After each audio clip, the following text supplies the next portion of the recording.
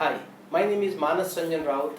I'm the founder director of Cognitrex Consultants Pvt, a company that offers market research solutions and services to the pharmaceutical industry and other healthcare allied industry verticals.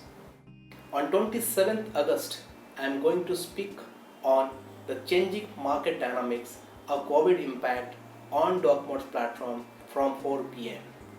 Traditionally, there are three things happen post-COVID. Number one, there are revolution happened in Indian pharma industry. Number two, there are evolution happened in Indian pharma industry.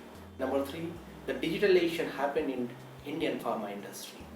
I am going to talk on these three topics covering revolution, evolution and digitalization.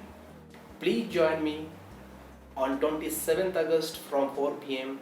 at DocMode's platform. Register yourself and join me. Thank you so much.